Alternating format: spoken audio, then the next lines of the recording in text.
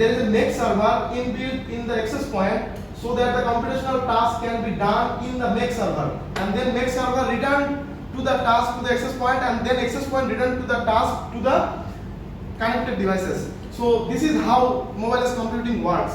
So there are some advantages of mobile computing that can be done in next generations networks. For example, it will provide proximity to the end users, and also it will mostly focus on real-time data processing, which is our main focus in this presentation. And also it can improve the overall quality of services, and it can utilize different types of AWS. Are some literature review.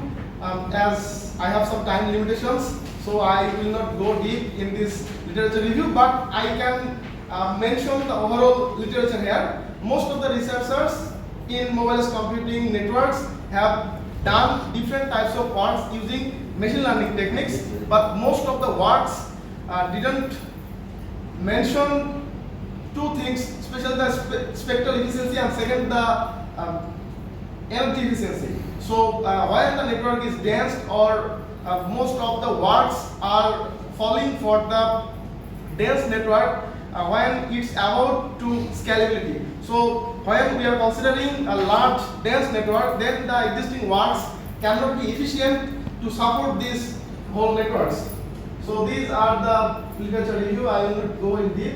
So considering this literature, I have fixed some objectives. For example, I have tried to design an edge computing algorithm which will optimize the overall quality of services. For example, latency or normalized computation rate for beyond 5G or 6G networks, and also the performance parameters. I have considered two performance parameters here. One is training loss, and the second one is normalized computation rate. And also I am considering the next generation networks, which is beyond 5G or 6G, and under beyond 5G or 6G I have considered mobile computing network. And in the mobile computing network, I am integrating deep learning approach, and using the deep learning approach, I focused on the network optimization. Network optimization has two parts, like one is optimization and the second one is connectivity. For the connectivity, I am considering the offloading or task offloading or task scheduling. And for the optimization, I am considering the quality of service optimization and the scalability issue. So I have used Python as a programming language, and I have used the environment for this overall work as Kaggle or Google Colab. Sometimes I have used local machine as well. So I have used some data sets for the real-time approaches, and this data set was taken from open source repository, GitHub repository. So here is my mathematical modeling. I have already shown. I will not go deep in this mathematical modeling, but I have to say something about equation number 2. So my work is basically the scalability. When the network is dense, when the number of users are increasing in a network, then we need to focus on how I can support the overall dense network. So this is how I am considering the computation rate. So in the equation number 2, we can see that the computation rate is almost equal to the data offloading capacity. So if I get high computation rate in my result, that means that it will have more capacity than the previous one. So this is my optimization function. So I need to maximize this for getting the high computational rate as well as the low training loss. So here is also, so here is my scenario here. So this is basically wireless powered mobile computing network, and as you can see here, there is an access point and two devices are connected here. One devices have no mobile computing facility, and the other device has both local computing mode and mobile computing mode. So for these devices, for this device, I can say that this device can compute its different types of tasks inside the device. But this device has the facility of mobile computing, so it can offload its task to the access point, and the inbuilt MEC server can complete the task inside the MEC server, and then forward the completed task to the wireless devices. And there are so many things, I will not go deep due to some limitations. So here is the overall simulation parameter that I have considered. There are some basic parameters. Actually, this code was taken from a GitHub repository, and there was some basic parameters. I have considered some basic parameters, including my own proposed some parameters. So here is the overall deep reinforcement learning approach. Here this approach starts with the channel gain. Channel gain is a crucial parameter for this overall work, and channel gain will decide how the link will be established between the connected users and the MEC server. So this channel gain is being fed to the DNN model. I have used a fully connected DNN model where I have used one input layer, one output layer, and two hidden layer. One hidden layer has 120 neurons and the second hidden layer has around 80 neurons. So after the DNN, the output of DNN is being fed to the quantization model. Quantization model is basically needed for discrete actions so that we can easily distinguish the offloading action and to find the best. So let's go on to the performance analysis. So I have considered two performance matrices here. One is training loss and the another one is normalized computation rate. So training loss, as you can see, with increased number of time, the training loss is decreasing. So this is significantly show that the system is improving. And for the normalized computation rate, as I am considering a fading channel and there is a fast fading. If there is a fast fading in the wireless channel, then the received signal has lot of fluctuation. That's why the normalized computation rate has some fluctuations here. So I have used 10 wireless devices with the mobileless computing facilities here. This is the result you have presented in your first presentation, right? No. In the first presentation, I have presented some results with the paper also, but this is my simulated works. So comparing with the existing one, I have compared my work with the existing one, and in figure 8 and figure 9, we can clearly see that the training loss is improving over the existing work, and for the normalized computation rate, our proposed work is functioning better than the existing one. As I have shown in equation number 2, if I get high computation rate, that means it will provide high operating capacity. So my work is showing high normalized computation rate. So I can easily say that my work has the more scalability than the existing one. So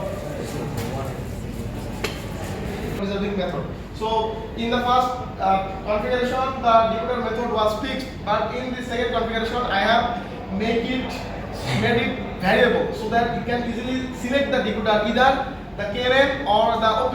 So the KNN and OP has been selected for the selected action, and the selected action will be enhanced for the overall algorithm. So this algorithm is the previous algorithm, but I have just made the difference for the decoder not being fixed as order preserving, but you can also select KNN. So for the second configuration, I have considered this scenario and these simulation parameters, and after simulation I have got the same result here. So as we can see in figure 12, the KNN is performing better than the OP. So OP means order preserving. Order preserving is an algorithm that is being used in mobileless computing network for the order. They can get their resource from the access point. So for this efficient resource allocation, KNN algorithm is performing better here. To be precise, the first configuration, you can say that the comprehensive simulation has been shown with notable improvements in both cases, training loss and the normalized computation rate, and the reference algorithm, which is a deep reinforcement online offloading algorithm, which has 90% of normalized computation rate and of 30% of training loss. But our proposed approach has shown that the normalized computation rate up to 97.3% and training loss is decreasing. So as both the negative parameter is decreasing and the positive parameter is increasing, so that these results can easily illustrates that our work is showing some improvement in both connectivity and quality of service. If I get better normalized computation rate, then I can easily say that there is a low latency, so that the computation rate is high.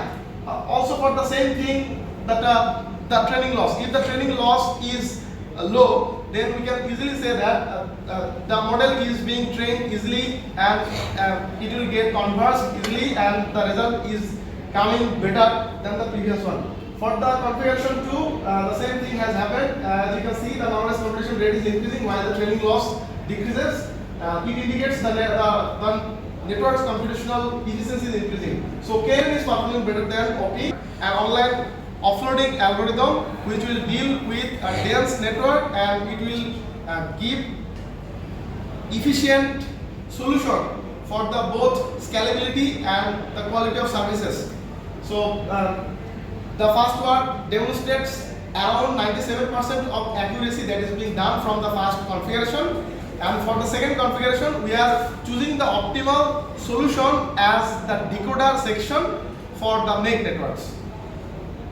So the future work will be dealing advanced AI and multi-tier offloading capacity, and also it will deal with energy efficiency and green computing, and it will also it can be integrated enhanced security and privacy with the mobile computing network, and the more scalable network when we need, then we can use multi-tier offloading system here.